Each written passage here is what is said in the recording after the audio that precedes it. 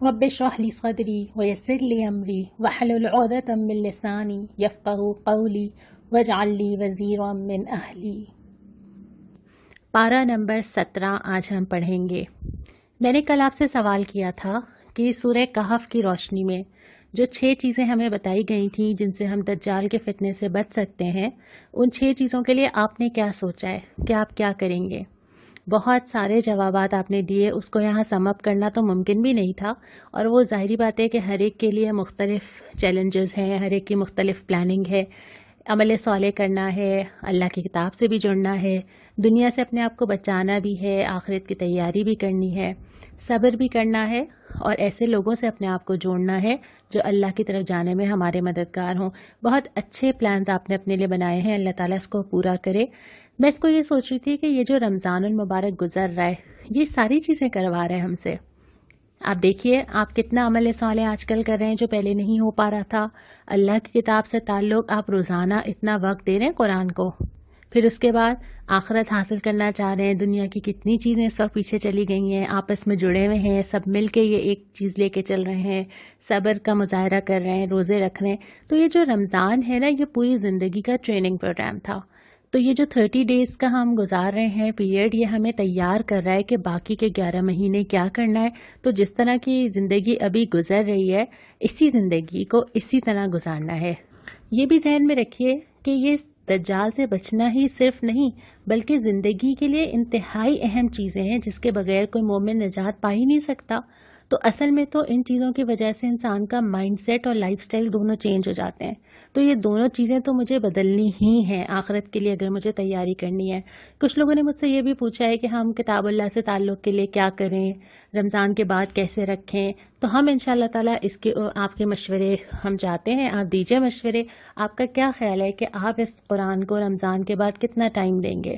آپ کو لگتا ہے کہ اس وقت اگر ہم روزانہ آپ تلاوت کر رہے ہوں گے، ترجمہ پڑھ رہے ہوں گے، آپ کو لگتا ہے کہ جب ایک دفعہ رمضان ختم ہو جائے گا، لاک ڈاؤن ختم ہو جائے گا، زندگی کھل جائے گی، اس کے بعد بھی ہم قرآن کو ٹائم دیں گے؟ آج سوچئے، فیصلہ کیجئے، اللہ سے مدد مانگیے اور قدم رکھ دیجئے، آگے اللہ تعالیٰ خود ہی آسان کر دے گا۔ پارہ نمبر 17 سورہ انبیاء شروع ہوتی ہے، اور یہ پارہ 2 صورتوں پر مشتمل ہے۔ آدھے سے پارے میں سورہ انبیاء ہے اور آدھے سے پارے میں سورہ حج ہے۔ سورہ انبیاء مکی صورت ہے، اور ابتدا ہی میں فرمایا گیا کہ لوگوں کو لعب نے غفلت میں ڈال رکھا ہے۔ کیا چیز ہے یہ لعب؟ لعب کہتے ہیں اس چیز کو جو انسان کے کسی کام کی نہ ہو، جس میں انسان وقت لگا دے، کچھ حاصل نہیں ہو رہا، بہت سارا زندگی کا حصہ اس میں صرف کر دے، ایٹ دی اینڈ وہ بیکار چیز ہے جس نے انسان کو کچھ نہیں دینا۔ اب یہ لعب بھی ہم سب کی زندگیوں میں ڈیفرنٹ ہوتے ہیں۔ ہمارا ٹائم کہاں جاتا ہے؟ اگر ہم اپنے وقت کا جائزہ لیں کہ روزانہ ہم اپنا ٹائم کہاں سپینڈ کرتے ہیں، اس کو آڈٹ کریں، تو اپنی زندگی کے لعب ہم خود ہی نکال لیں گے۔ فار ایگزامپل سوشل میڈیا ہو سکتا ہے، فار ایگزامپل بہت زیادہ ڈیکوریشن پیسز جمع کر کے ان کی صفائی ہو سکتی ہے، فار ایگزامپل بہت ساری فضول ایپس یا بہت سارے گیمز ہو سکتے ہیں۔ تو ہر ایک کی زندگی کی یہ لعب کی ڈیفینیشن بالکل الگ ہوگی۔ میرے وہ انٹرسٹ جہاں میں وقت لگاتی ہوں، جہاں میں پیسہ لگاتی ہوں، جبکہ آخر میں مجھے اس کا کوئی فائدہ نہیں ہے، کچھ حاصل نہیں ہو رہا۔ ہو سکتا ہے کہ وہ کینڈی کرش ہو سکتا ہے کہ وہ فیس بک ہو سکتا ہے وہ یوٹیوب ہو، یا اس طرح کی کوئی بھی چیز ہو سکتی ہے۔ یہ ہمیں اپنے یہاں خود ہی دیکھنا پڑے گا کہ ہماری زندگی میں لعب کیا ہے۔ پھر اس کے بعد فرمایا کہ ہمیشہ جو رسول بھیجے گئے نا، وہ انسانوں سے ہی بھیجے گئے ہیں، تاکہ لوگوں کے سامنے ایک مکمل نمونہ آ سکے، کوئی یہ نہ کہے کہ اچھا یہ تو فرشتے تھے نا، ان کے سامنے تو وہ ضروریات نہیں تھی جو انسانوں کی ہوتی ہیں۔ تو اللہ تعالیٰ نے نمونہ انسانوں میں سے ہی بھیجا، اور پھر یہ بھی فرمایا کہ یہ کائنات اور زندگی کھیل نہیں بنائی اللہ تعالیٰ نے۔ اگر اللہ چاہتا تو اپنی مرضی سے سب کو چلا لیتا، اور اللہ تعالیٰ کو یہ ساری چیزیں بنانے کی ضرورت کیا تھی؟ اللہ تمہارے لیے ایک امتحان گاہ بناتا ہے، اور تمہیں اس میں سے سرخرو ہونا ہے، یہ ایک سنجیدہ معاملہ ہے، اس کو بہت لائٹلی نہیں لینا چاہیے۔ پھر یہ کہ اللہ بزرگ و برتر اور خالق کائنات ہے، اس کے بارے میں سوال اٹھائے گئے ہیں، وہی سارے سوال کہ اگر اللہ نہ چاہے تو پھر زندگی کی کائنات کی یہ ساری چیزیں کیسے چلیں گی۔ پھر فرمایا کل نفس ذائقۃ الموت، یعنی ہر انسان کو موت کا مزہ چکھنا ہے، ہر انسان نے۔ یہ وہ چیز ہے جس کے بارے میں ہم ڈینائل میں چلے جاتے ہیں نا. ہم مردے کے قریب جاتے ہوئے ڈرتے ہیں. ہم میں سے شاید ہی بہت کم لوگوں نے مردوں کو نہلایا ہو. ہمیں خوف آتا ہے, ہم اس چیز کو فیس کرنا نہیں چاہتے. لیکن یہ ہونا ہے, یہ نہ پہلے کوئی رکا ہے نہ آئندہ کسی کے ساتھ ہوگا. ہمیں جس سے جتنی بھی محبت ہو, ہمارے ماں باپ ہوں, ہمارے دادا دادی ہوں, ہمارے کوئی بھی کلوز فیملی ممبرز ہوں, ہم کسی کو روک تو نہیں سکیں. تو ون بائی ون تو ٹرن ہی آنی ہے نا, کس کی پہلے آ جائے اور کس کی بعد میں آ جائے. تو یہ تو ممکن ہی نہیں ہے کہ انسان اس سے بھاگ سکے. اس کے بعد ایک چیز اللہ تعالیٰ نے پوچھی تھی جو کہ مجھے بھی بہت محسوس ہوئی اور شاید آپ کو بھی, کہ اگر اللہ تمہارے لیے زمین کو تنگ کر دے, تم دیکھتے نہیں ہو کہ اللہ زمین کو تنگ کرتا چلا جا رہا ہے. یہ زمین کا تنگ کرنا کیا ہوتا ہے؟ گھروں میں موجود ہے, نکل ہی نہیں سکتے. پارکس موجود ہیں, نہیں جا سکتے. مالز موجود ہیں, نہیں جا سکتے. ملک سے باہر جانا چاہتے ہیں, نہیں جا سکتے. چھٹیاں آ رہی ہیں, گھومنے نہیں جا سکتے. فیملیز ڈیوائیڈ ہوئی ہوئی ہیں, آپس میں مل نہیں سکتی. یہ زمین کا تنگ کیا جانا. اور کیا ہوتا ہے کہ اگر اللہ کوئی ذرا سا ایسا مسئلہ لے کر آ جائے تو زندگی کی وہ ساری پلاننگ ایک طرف ہو جاتی ہے. کیا کبھی ہو سکتا تھا کہ ساری ایئر لائنز ہی بند ہو جائیں گی؟ کبھی ہم امیجن کر سکتے تھے؟ ہم امیجن کر سکتے تھے کہ ساری پبلک ٹرانسپورٹ بند ہو جائے گی؟ تو اللہ تعالیٰ تو زمین کو ایسے بھی تنگ کر سکتا ہے کہ انسان نکلنے کے قابل نہ رہے. اور یہ اللہ کی ایک نشانی ہے کہ اس سے عبرت لینی چاہیے. اس کے بعد پھر دوسرا ربع آتا ہے, اس میں حضرت ابراہیم علیہ السلام کا ذکر آتا ہے. اور حضرت ابراہیم کا کئی جگہ قرآن میں ذکر آیا. اس کی وجہ یہ ہے کہ خواہ وہ نصرانی ہوں, خواہ وہ قریش ہوں, خواہ وہ یہودی ہوں, سب کے سب حضرت ابراہیم کے معاملے میں یکسو تھے اور سب حضرت ابراہیم کو فالو کرتے تھے. تو یہی اسی لیے بار بار آتا ہے کہ حضرت ابراہیم تو شرک کرنے والے نہیں تھے. اس کے بعد حضرت ابراہیم کا پورا واقعہ آتا ہے جب وہ آگ میں ڈالے جاتے ہیں اور اللہ تعالیٰ کی مدد آتی ہے اور کہہ دیا جاتا ہے کہ اے آگ ٹھنڈی ہو جاؤ, اور وہ ٹھنڈی ہو جاتی ہے. اور اس کے بعد اس واقعے کو سنانے کے بعد اللہ تعالیٰ اپنے نیک بندوں کو تنہا نہیں چھوڑتا. یہ بہت ہی بڑی تسلی ہے. اس کو ذرا محسوس کیجئے. اللہ تعالیٰ وعدہ کرتا ہے کہ جو میرے نیک بندے ہوں گے نا, اللہ تعالیٰ کہیں نہ کہیں سے ان کے اسباب نکالے گا, ان کے لیے آسانی کرے گا, ان کے لیے چیزوں کو مشکل ہونے سے اور بچا لے گا. اور یہاں بہت سارے نبیوں کا ذکر کیا ہے جو کہ میں وقت کی کمی کی وجہ سے پورا نہیں رکھ رہی ہوں. ذکر تھا کہ ہم نے لوط کو بچا لیا عذاب سے, ہم نے نوح اور اس کے ساتھیوں کو بچا لیا عذاب سے, ہم نے سلیمان کی رہنمائی کی, ہم نے داؤد کو سکھایا, ہم نے سلیمان کے لیے چیزوں کو مسخر کیا, ہم نے ایوب کی تکلیف دوری کی. اسی طرح ہم نے اسماعیل, ذوالکفل, ہم نے حضرت یونس کو غم سے نجات دی, حضرت زکریا کی دعا قبول کی, حضرت مریم کو نشانی دی علیہم السلام. یہ سارے کے سارے نام گنوائے ہیں کہ اللہ تعالیٰ نے کبھی نہیں چھوڑا اپنے نیک بندوں کو, اور اللہ تعالیٰ آئندہ بھی نہیں چھوڑے گا, اور اللہ ان کو بچا بھی لے گا مشکلات اور تکلیف سے. اللہ پہ یقین, عمل صالح, اس کے بعد اللہ کے حوالے کر دینا ہوتا ہے کہ اللہ بس یہ معاملہ ہے اور آپ نے سنبھالنا ہے, اور اللہ تعالیٰ سنبھالتا ہے. پھر یہ بھی فرمایا کہ اللہ کسی مومن کی ناقدری نہیں کرے گا. یہ جو قدر ہوتی ہے نا, ہمیں لگتا ہے کہ دنیا میں تو لوگ ہماری قدر ہی نہیں کرتے. کیسا محسوس نہیں ہوتا؟ ہماری انٹینشن صحیح ہوتی ہیں, ہم کسی کے ساتھ برا نہیں کرنا چاہتے, ہم کسی کے ساتھ زیادتی نہیں کرتے, ہم سب اپنے دل میں یہی فیل کرتے ہیں, اور ہمیں لگتا ہے کہ ہمیں لوگوں نے شاید نہیں سمجھا. اور کبھی ہمارے دل میں یہ تکلیف ہوتی ہے کہ لوگوں کو اندازہ نہیں ہے اور لوگ مجھے کیا کیا سمجھ رہے ہیں. اور کبھی کبھی آپ کے دل میں یہ بہت دکھ ہوتا ہے کہ لوگ میری قدر نہیں کر رہے. اللہ تعالیٰ فرماتا ہے اللہ کسی کی ناقدری نہیں کرے گا. جس نے کبھی کوئی چھوٹی سی نیکی بھی کی ہوگی نا اللہ کے لیے, نہ اللہ اس کو بھولے گا, نہ ایسا ہوگا کہ اللہ اس کو نکال کے نہ لائے. وہ تو یہ بھی فرماتا ہے کہ ایک کانٹا بھی چپ جائے گا نا, اس کے بدلے بھی ثواب لکھا جائے گا. کوئی چیز گم جائے گی تو وہ جتنی دیر میں مومن تلاش کر رہا ہوگا نا, اس کو جو وقتی سی ایک گھبراہٹ یا وقتی سا ایک سٹریس ہوگا, اللہ تعالیٰ اس کے بدلے بھی ثواب لکھے گا. تو اللہ تعالیٰ ناقدری کرنے والا نہیں ہے, انسان ہے جو اللہ تعالیٰ کی ناقدری کر جاتے ہیں. تو ان چھوٹی نیکیوں کو بھی بہت اہم سمجھنا چاہیے. اس کے ساتھ ساتھ اللہ پہ یقین ہونا چاہیے کہ اگر میں نے کوئی معاملہ اپنی اچھی نیت کے ساتھ کیا ہے, خلوص دل کے ساتھ کیا ہے, تو مجھے اس بات کی کوئی پرواہ نہیں ہے کہ کوئی اور قدر کرتا ہے یا نہیں کرتا, جب تک کہ اللہ قدر کرنے والا ہے. جب آپ کو یہ یقین ہو جاتا ہے نا, پھر آپ کی ایکسپیکٹیشنز ہی نہیں ہوتی لوگوں سے.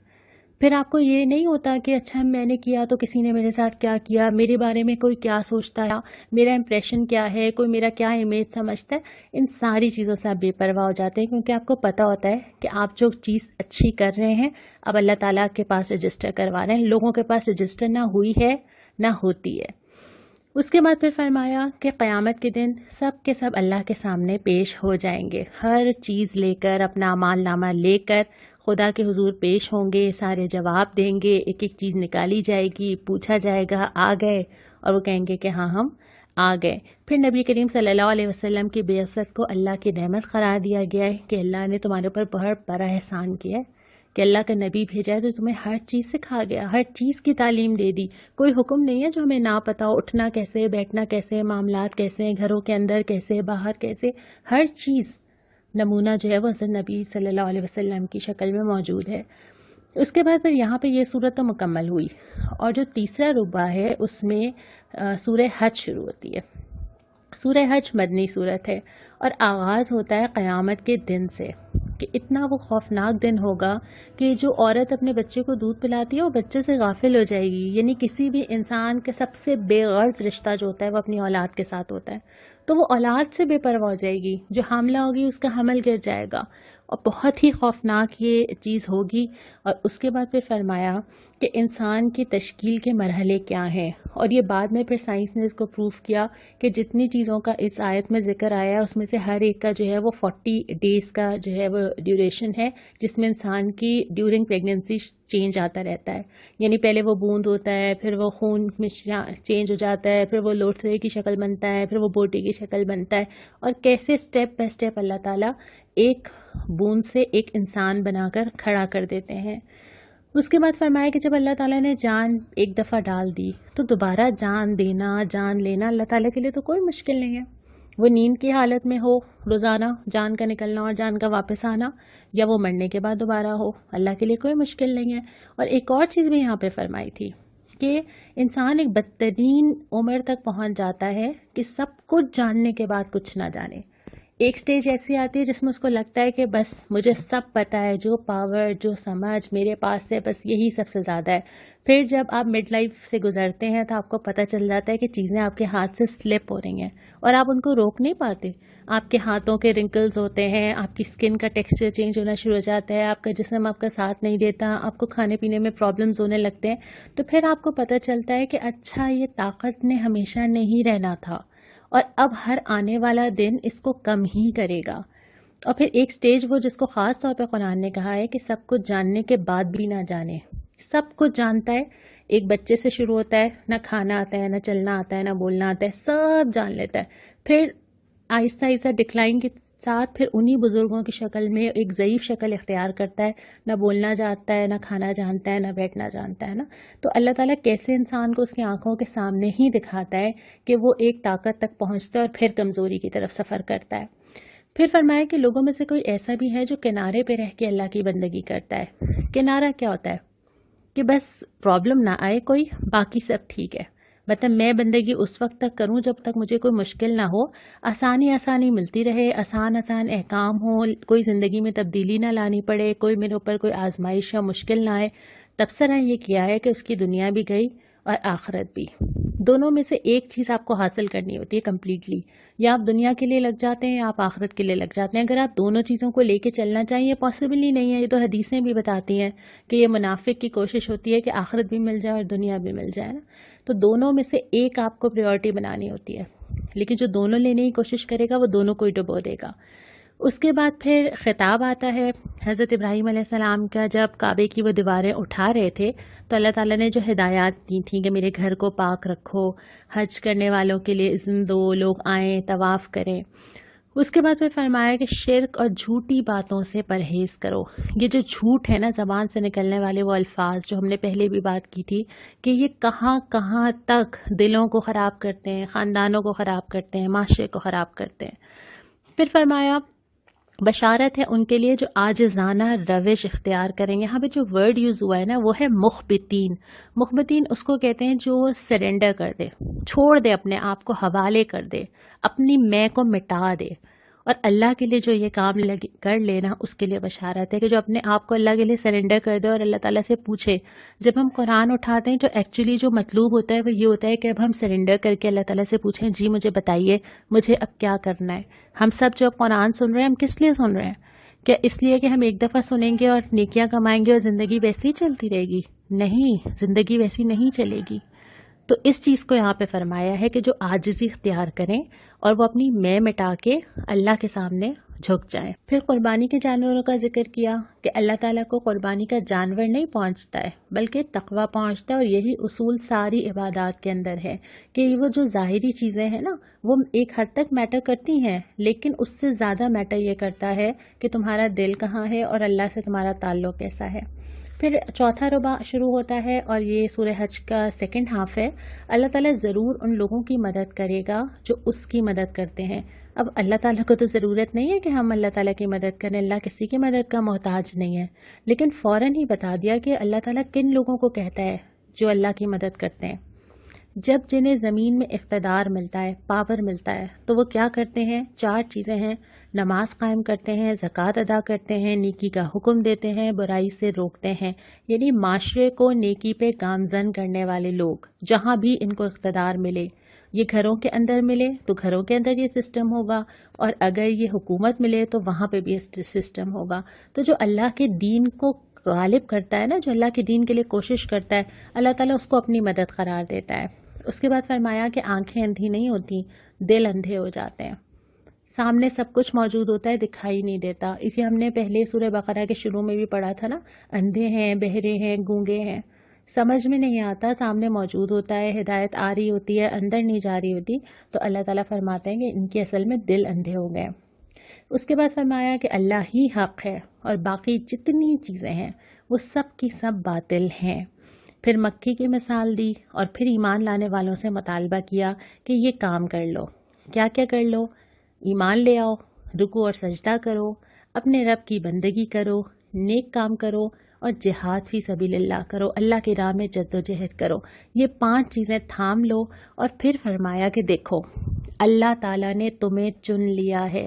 इस कदर को बहुत ज़्यादा महसूस कीजिए और बहुत ज़्यादा शुक्र अदा कीजिए अल्लाह ताला का। यहाँ पे तो ये फरमाया कि अल्लाह ताला ने तुम्हारा नाम मुस्लिम रखा है, उसने दीन में तुम्हारे ऊपर कोई तंगी नहीं रखी, उसने तुम्हें अपनी काम के लिए चुन लिया। लेकिन अल्लाह ताला ने, हमने शुरू में भी ये बात की थी कि अल्लाह ताला हर बंदे को हिदायत पे चलने का मौका भी नहीं देता। अल्लाह ताला हर एक का दिल भी अपनी किताब के लिए नहीं खोलता। अल्लाह हर एक को कुरान से रुजू करने और इबादत करने और ज़िंदगी बदलने और जन्नत में जाने के लिए कोशिश करने की तौफीक नहीं देता। तो अगर अल्लाह ताला ने दी है तो इसका मतलब है अल्लाह ताला ने आपको चुना है। मैं हमेशा ये सोचती हूँ कि अगर मैं आज कुरान उठा रही हूँ या आपने भी आज उठाया हुआ होगा यकीनन कुरान, तो कहीं तो अल्लाह ताला ने ये बात की होगी ना कि इसको कुरान सुनाना है, कहीं तो ये फैसला हुआ होगा ना, कहीं तो ये होगा कि नहीं इसके अंदर अभी चांस है। हालांकि हमारी ज़िंदगियां कैसी गुजर रही हैं, हम जिंदगियों में कभी आखिरत के करीब आते हैं, कभी दुनिया की तरफ चले जाते हैं, थोड़ा इधर लपकते हैं, फिर थोड़ा सा पीछे आ जाते हैं। लेकिन अल्लाह ताला ने अपने रजिस्टर में मेरा आपका जिक्र किया है। जब भी अल्लाह ताला ने ये मौका दिया है, अल्लाह का शुक्र अदा करनी चाहिए और डरना चाहिए इस बात से कि ऐसा ना हो कि मैं उन नाकदरों में से शुमार हूँ जिन्हें अल्लाह चुन के बिठाता है, अल्लाह अपनी किताब हाथ में देता है और फिर भी वो अल्लाह की तरफ रुजू नहीं करते। इस सूरत की आखिरी आयत भी यही है जहाँ पे लेसन ख़त्म होता है ना कि अल्लाह से वाबस्ता हो जाओ, बस अल्लाह से अपने आप को जोड़ के रखो।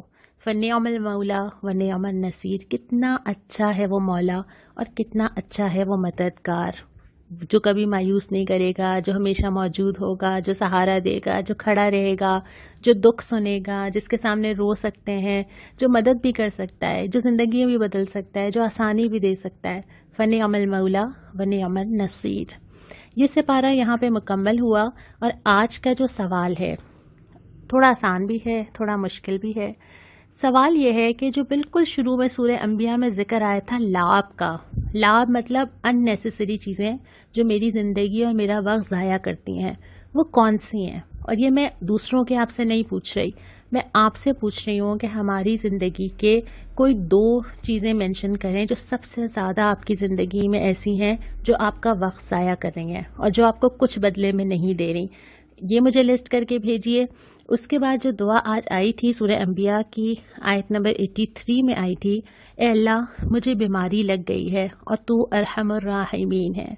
मैं जब यह लिख रही थी तो मुझे ख्याल आया था कि अगर मैं बीमारी को वबा से बदल दूं कि अल्लाह हमारे यहाँ वबा आ गई है, और दुआ क्या मांगनी है? तू अरहमुर राहिमीन है, तो सबसे बढ़कर रहम करने वाला है। अल्लाह ताला हमें अपनी रहमत के साए में ले ले, इस वबा से, इस बीमारियों से हमें महफूज रखे और आने वाला वक्त हमारे लिए आफियत का लाए। अस्सलामु अलैकुम व रहमतुल्लाह।